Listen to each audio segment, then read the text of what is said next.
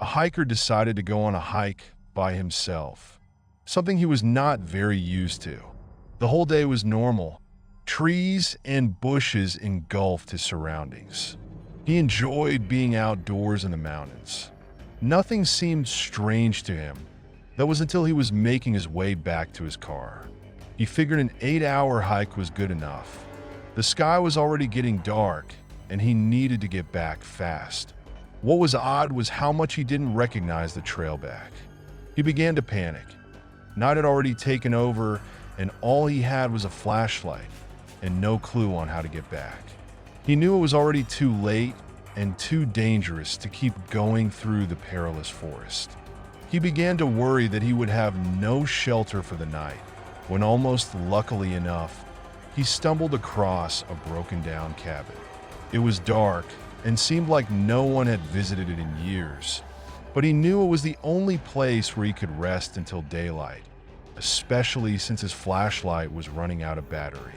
He knocked on the door a few times, but no one answered, so he let himself in where, strangely enough, a perfect bed fitted for one person awaited him in the center. He knew that if the owner came back, he could explain himself. He was sure that the owner wouldn't mind, or was even probably dead. So he went ahead and got himself comfortable in bed.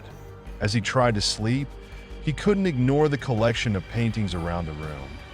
Portraits of strange-looking people all peering at him, each wearing a smile that sent chills up his spine. Not too long after his exhaustion from the hike got the best of him, and he was able to ignore the faces. The next morning, he got up early and was shocked to see that there were no paintings around the room, but windows. White with red, a man just moved into an apartment and heads to the receptionist to get his keys. The receptionist gave him the key with a smile, but warns him not to disturb the door with no number on his floor. He wondered why, but didn't bother to ask. He was too busy with his new apartment to care. After he finished unpacking, he began to get curious.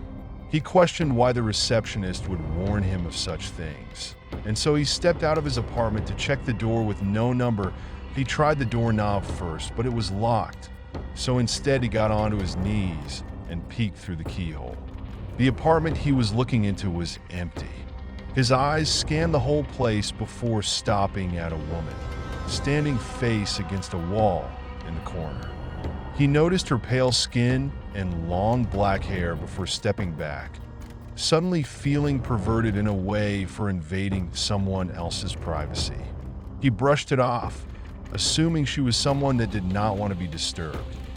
The next day, he got more curious about the woman and eventually went back, straight away getting onto his knees. He peeked through the keyhole and saw all red. Red. He assumed that the pale woman must have caught him peeking the last time and covered the hole with something red, but he left the door alone and instead went down to the receptionist to ask her questions. The receptionist sighed and asked, "You looked through the keyhole, didn't you?" He admitted to it, and so she felt obliged to tell him the story.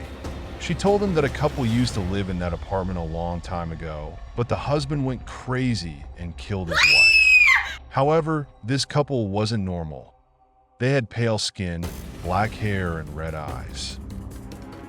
When my sister Betsy and I were kids, our family lived for a while in a charming old farmhouse. We loved exploring its dusty corners and climbing the apple tree in the backyard. But our favorite thing was the ghost. We called her Mother because she seemed so kind and nurturing. Some mornings Betsy and I would wake up, and on each of our nightstands, we'd find a cup that hadn't been there the night before. Mother had left them there, worried that we'd get thirsty during the night. She just wanted to take care of us.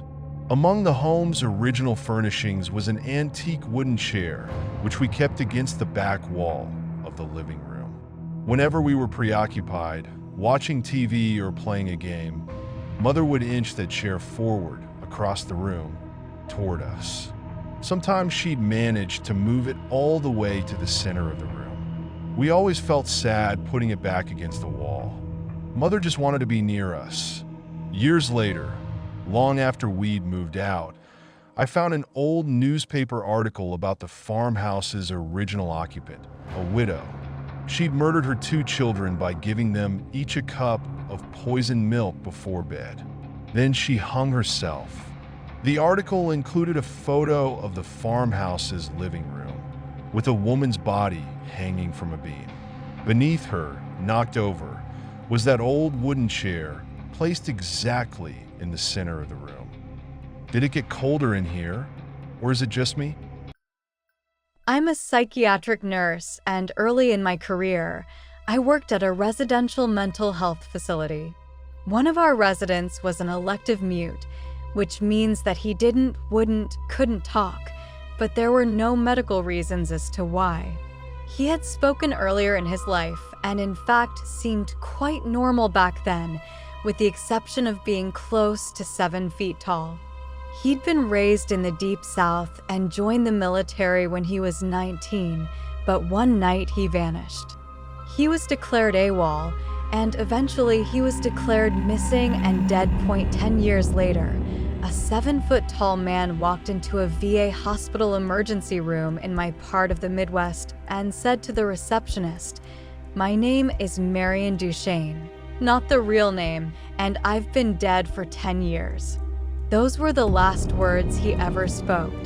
He was covered with dust, and he was wearing the same clothes he'd been reported to be wearing the night he vanished.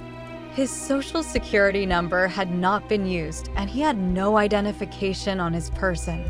However, they were able to identify him, I guess by fingerprints. The family was notified, but they said they had already grieved their lost man, and that whomever was claiming to be him simply could not be. They demanded not to be contacted again. Marion paced all day every day, moving his mouth that looked like talking or muttering, but no sound came out. He had an unnerving habit of throwing his head back with his mouth wide open as if he were laughing heartily, but not even a breath could be heard. If I talked to him, he appeared to listen, periodically throwing his head back in that laughter-mimicking way of his. Various medications were tried, but they did not affect him either positively or negatively. Occupational therapy did nothing because Marion would just grin, and unless told to stay put, he'd get up and start pacing again. On my last day at that job, the last thing I saw was Marion, pacing in the parking lot, throwing his head back to laugh. Later I wondered if all along I'd been dealing with a ghost. All these years later, I still don't know.